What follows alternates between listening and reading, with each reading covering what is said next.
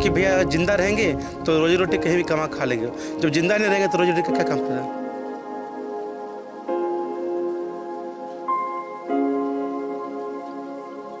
भय के माहौल से 2 साल से भय का ही माहौल से रह रहे हैं। रेगुलर बेसिस पे हम लोग नहीं रात को सो पाते हैं, नहीं ठीक से खाना पीना कुछ नहीं हो पाता है।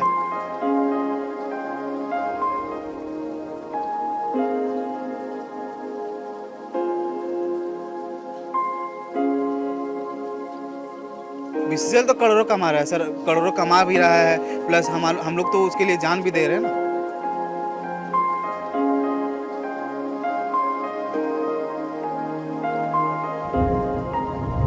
कोई पहले स्कूल बस आती थी, वो स्कूल बस भी नहीं आ रही है क्योंकि ज़मीन जो फट गई है वो रास्ता नहीं आने का, तो इसके कारण कुछ भी नहीं हो पा रहा है। जोहार। अभी मैं मौजूद हूँ झारखंड की कोयले की राजधानी, या तो कहें देश की कोयले की राजधानी धनबाद में। और धनबाद में आज आपको एक हृदय विदारक घटना बताने वाले हैं। आप मेरे बगल में देखिए, बहुत बड़ा कोयला का खदान है और इस खदान से ठीक सटा हुआ एक गांव है। इस गांव के 3 महिलाएं जो हैं ये रविवार को गोफ में समा गईं और उसके बाद से लगातार उन तीनों महिलाओं को निकालने का काम जारी था। आज तीनों महिलाओं का शव को तो निकाल लिया गया है, लेकिन उसके बाद भी यहाँ सैकड़ों की संख्या में ग्रामीण हैं और ये यहाँ पर बैठे हुए हैं। बात मुआवजे की हो रही है, बात विस्थापन की हो रही है। हम इन्हीं लोगों से बात करेंगे। काफ़ी लंबे समय से 3 दिनों तक ये लोग जो हैं जगे हुए हैं और लगातार जो है मांग कर रहे हैं। रविवार दोपहर 11 बजे घटना हुई, 11 से 12। हाँ, महिलाएं गोफ में समा गईं। उसके बाद आज जाके शव निकाला गया है, उसके बाद भी आप लोग बैठे हुए हैं धरने पे। देखिए, जो ये घटना हुई है बहुत दुखद घटना हुई है। इस बात का सबको अब अफसोस है, हमें अफसोस है। जो हुआ सो हुआ, वो तो अब लौट के आने वाले हैं नहीं। लेकिन हमारे सरकार में जो मुआवजे का नियोजन का जो स्थापना का प्रस्ताव है, हम लोग इस विषय में बात करना चाहते हैं और ऐसी घटना और किसी के साथ ना हो, इसके लिए हम लोग सुरक्षा मापदंडों का पालन करना चाहते हैं। हमारे ग्रामीण वासी रैयतधारी खुद स्वयं चाहते हैं कि वो यहाँ से अपना ज़मीन का, घर का मुआवजा लेकर के कहीं सुरक्षित जगह रहे, क्योंकि भैया अगर जिंदा रहेंगे तो रोजी रोटी कहीं भी कमा खा लेंगे, जब जिंदा नहीं रहेंगे तो रोजी रोटी का क्या काम करेगा।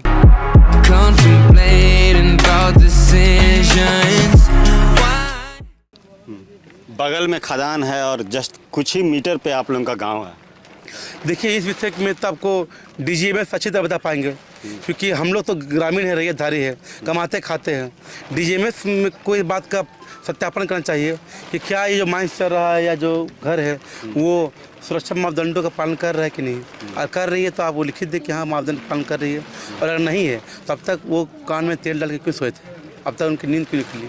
क्या घटना हुई थी भैया, कैसे तीनों महिलाएं जो गोफ में समा गई? ये महिला जो ब्लास्टिंग के कारण जो सोच का जो तब घर डैमेज है, वो जो सोच है उस मतलब कि ध्वस्त हो चुका है, समझे। उसके बाद वो लोग लेडीज लोग गए, सोच के लिए गई थी, सोच के जाकर क्रम में लौट रही थी। उस क्रम में एक बाइक भूत आसान हो गया। भूत आसान क्रम में एक लेडीज अंदर चली गई, दूसरा को बचाने के क्रम में वो दोनों भी चली गई। कई नौजवान भी हैं इस भीड़ में, हम उनसे बात करेंगे।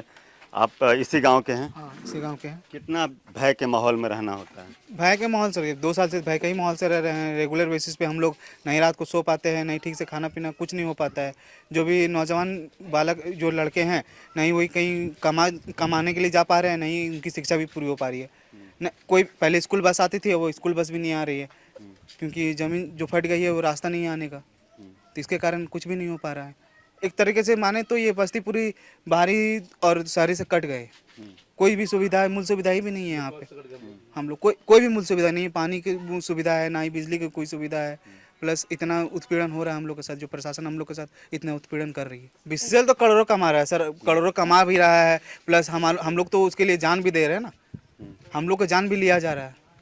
यही हो रहा है। बीसीसीएल प्रबंधक को अपनी प्रोडक्शन से मतलब है, चाहे उसके लिए ग्रामीण की कितनी भी हत्या कर दी है, ये तो मतलब ये घटना नहीं है, हत्या की गई है ना, सोची समझी साजिश के साथ हत्या की गई। जब मैनेजमेंट को पता था कि हेवी ब्लास्टिंग करने से दरारें बढ़ रही है, उसके बावजूद भी डेली बेसिस पे वो हेवी ब्लास्टिंग करे, जिसके कारण ये इतनी दरारें बढ़ी है और ये सब गोप बना है, तो ये सोची समझी साजिश थी कि ये हत्या की गई है ग्रामीणों की। कभी प्रयास नहीं किया गया गांव वालों की तरफ से? जिस तरह से ब्लास्टिंग होता है, देख रहे तमाम घर धंसे हुए हैं, प्रयास किया गया था गांव वालों की ओर से कि हम लोगों को विस्थापित किया जाए? गांव वाले की तरफ से काफ़ी प्रयास किया गया था, लेकिन यहाँ के जो पदाधिकारी लोग हैं उन लोग का कहीं ना कहीं बहुत ज़्यादा कमी खल रही है कि वो लोग अपने ओर से किसी तरह का कार्य नहीं किया हुआ। उन लोग का कार्य सिर्फ 0% जो कहा जाता है एकदम 0% वही कार्य रहा है और कुछ नहीं रहा है। सिर्फ बात पे काम हो रहा है, ना कागजात पे काम हो रहा है ना और किसी बेसिक पे काम हो रहा है। कहीं ना कहीं प्रबंधक की कमी है कि उन लोग के चलते हम लोग आज का 3 ठोक जान चली गई है।